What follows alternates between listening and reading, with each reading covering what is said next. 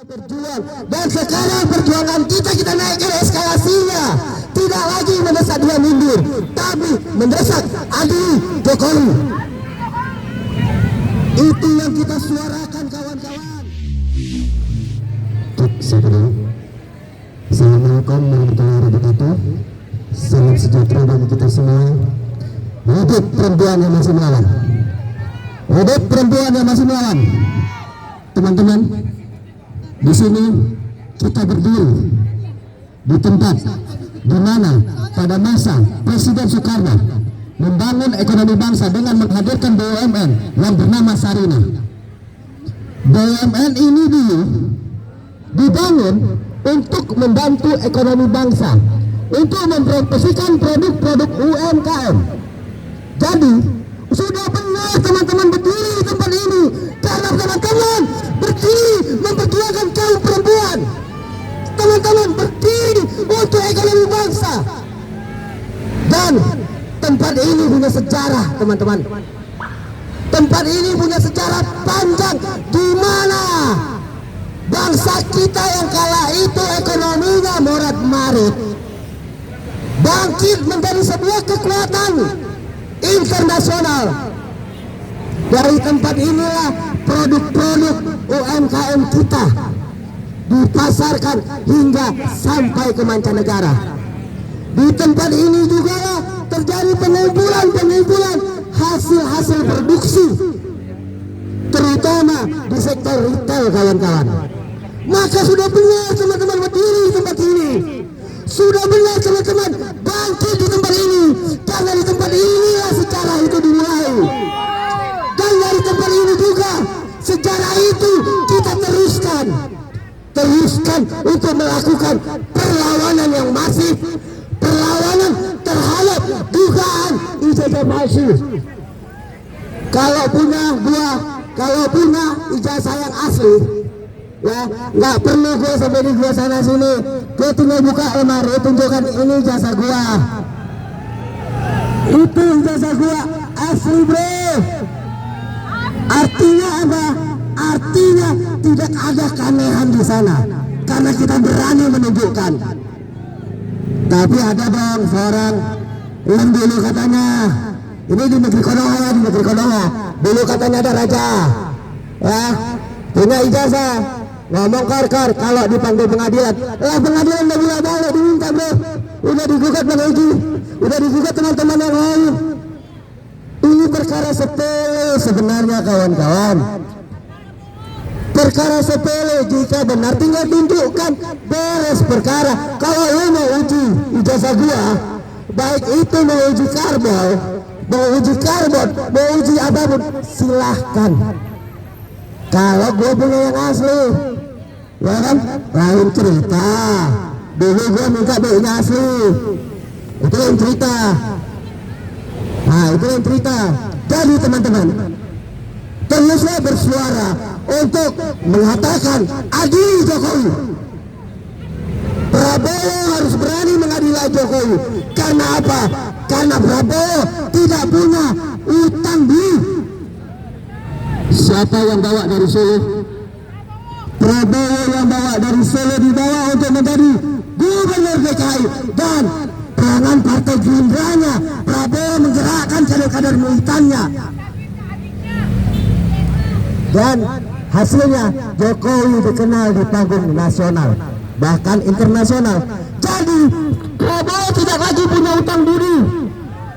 Lain cerita kalau Prabowo hanyalah boneka Jokowi.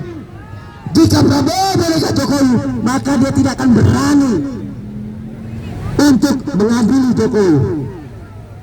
Kenapa kita juga harus menolak Wapres hari ini?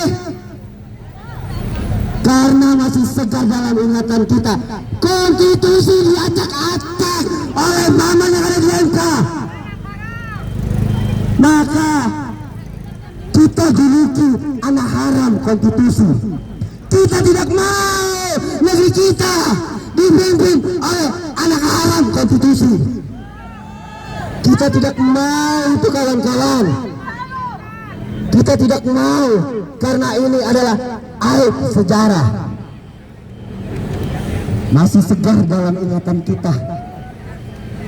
Dulu bapak itu mengatakan anak saya gak berpolitik. Itu semua tipu muslihat ternyata kawan-kawan.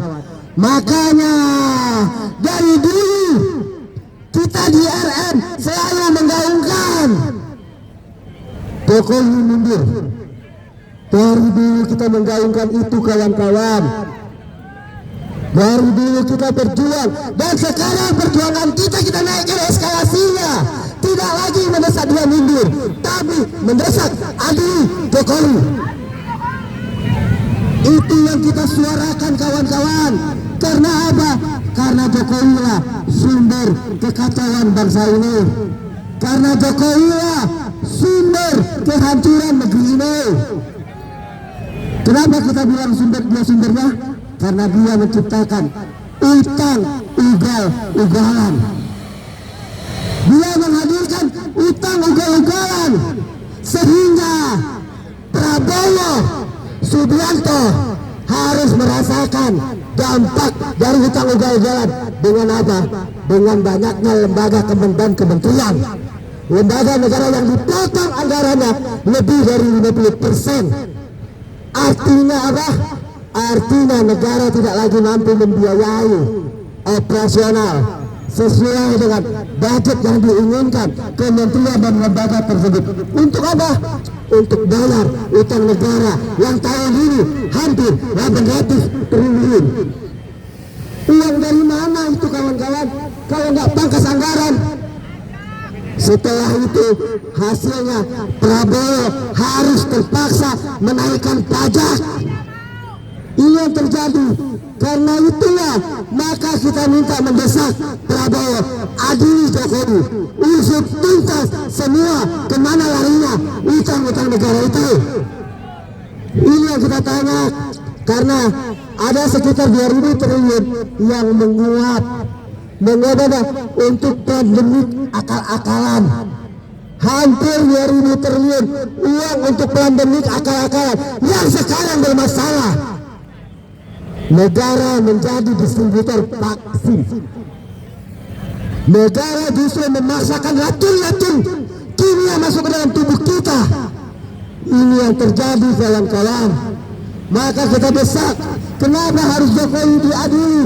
Karena dari pintu itu yang nanti kita bisa membongkar, negara bisa membongkar segala penyelewengan yang terjadi kawan-kawan.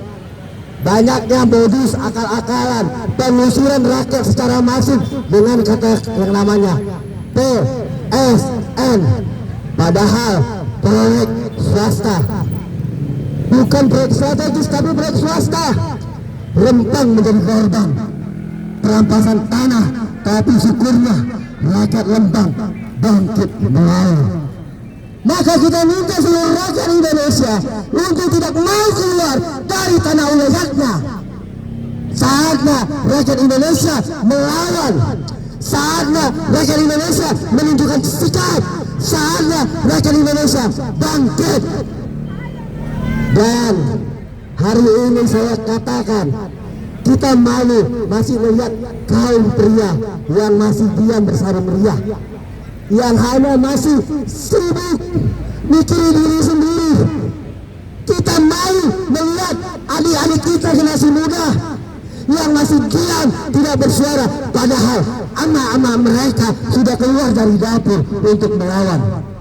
Saya berterima kasih kepada mak-makku yang ada di aliansi rakyat menggugat, karena kalianlah pejuang sejati bangsa ini. Pejuang-pejuang yang tidak pernah takut dan mau tunduk pada kekuasaan apapun.